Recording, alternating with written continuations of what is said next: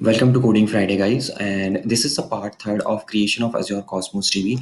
So this is the part one and the part two. In what we have already explained what is NoSQL, and we have explained what is the Cosmos DB, what are collection, what are documents in the Cosmos. We also have seen what the throughput, how scaling work, and a little bit about the partition key in the Cosmos DB. So if you guys already seen this video, that it is good, you can proceed with this one. Else you can, I would recommend you guys to visit these videos as well.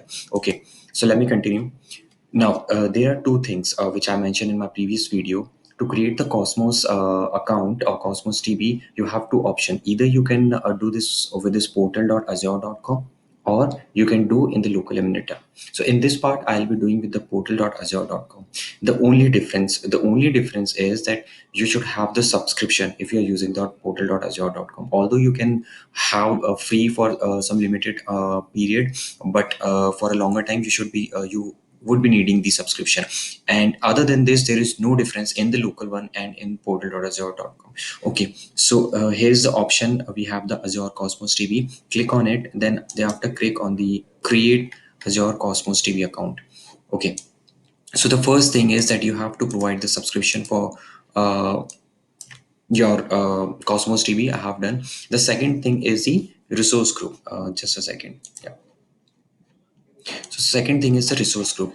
Basically, anything what you create in the Azure portal that resides inside the resource group. If you create Azure Service Bus, if you create app service, you create virtual machine, anything what you create in Azure that resides in the resource group. So to create this resource group, we have this option, and you click on this, you can create. And even if you have not created, there is another option which is a create new. Click on it and just name it.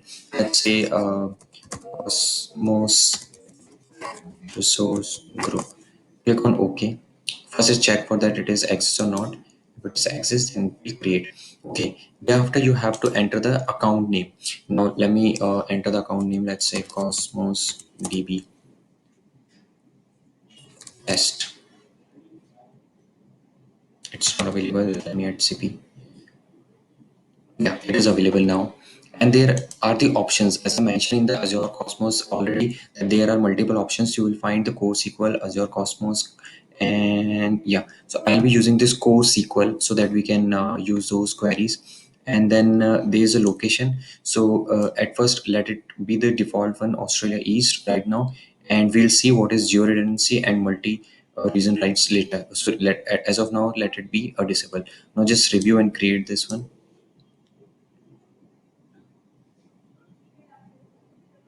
Okay, so this is the final window, validation success, and now you have to click on this create.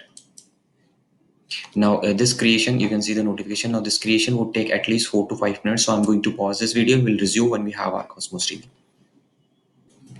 Okay, so you can see now your deployment is complete, and it took 2 minutes 45 seconds. Now we have our Cosmos DB. Let me click on this again, Azure Cosmos DB, Azure Cosmos DB recipe, which is the name we have given. Okay, so here's the window. The first thing is let me click again on the overview. This is our resource group. This is the location, which is just read only and telling us where we have actually allocated our Cosmos DB. This is the subscription ID, and this is the URL, and this is the URL we will be using. That is important one when we'll be connecting with Cosmos DB via with our Visual Studio Code. Okay, so come on the second part, which is the keys one.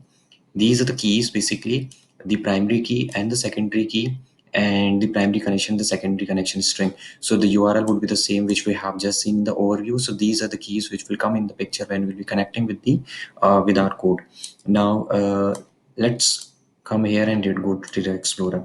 Okay, again there are there are two things here. Important one is that I'll be creating the I just created the database, then I'll create the collection and the documents with this portal, and later actually everything we'll be doing with our code, because in real scenario you never create with the portal directly. So let me just go to this data explorer to create from here. This is the new container, and we have explained what is new, what is container. It is somewhat equivalent to the tables in the SQL, but it doesn't mean that you have 15 tables. That means you create 15 containers here. Okay, containers, that is equivalent to the collection. Okay, so first it is asking for the database ID. Let's say give it a Cosmos DB demo, and then what is the container ID? Let's say name it EMP collection,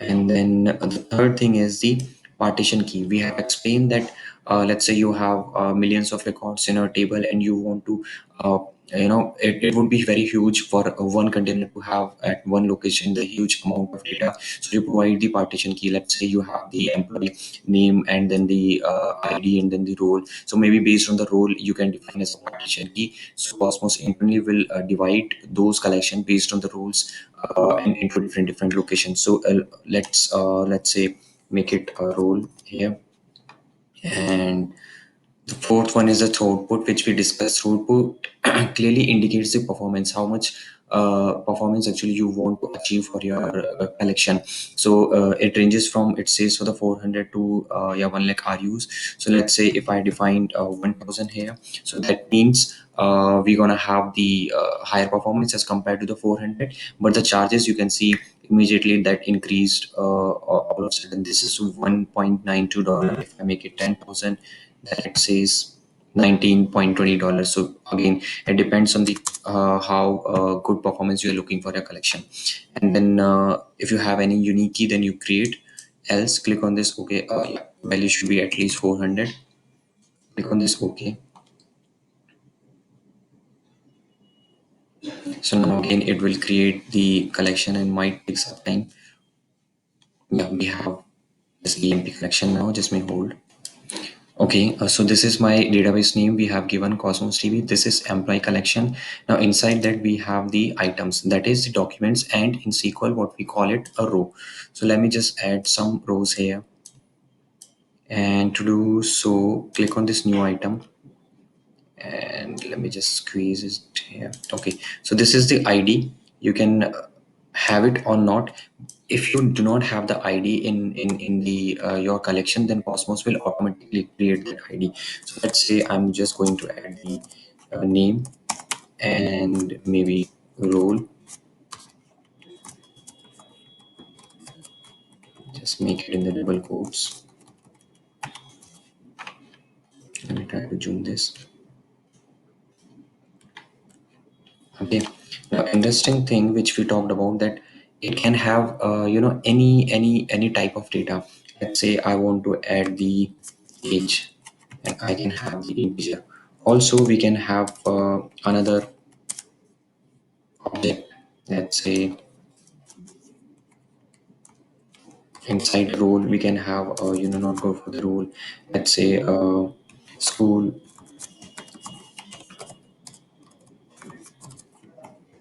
and you can name it name, and then again the ID. Okay, the thing is that let me just first save this. Now click on this. You can see first of all that ID is automatically created, which we have just talked about, and there are a few more columns which this Cosmos DB automatically adds. We'll see in next videos what is the mean of those, especially this E tag and the attachments and all, E tag and attachments. Okay, now let me just copy this and click on this new item. As we have explained that it is not necessary that the second collection have the same data, the same type of data. Maybe you do not might not have the role here. Maybe age is here. Turn to the 1, 2, 3, right? And click on save. Click on this save.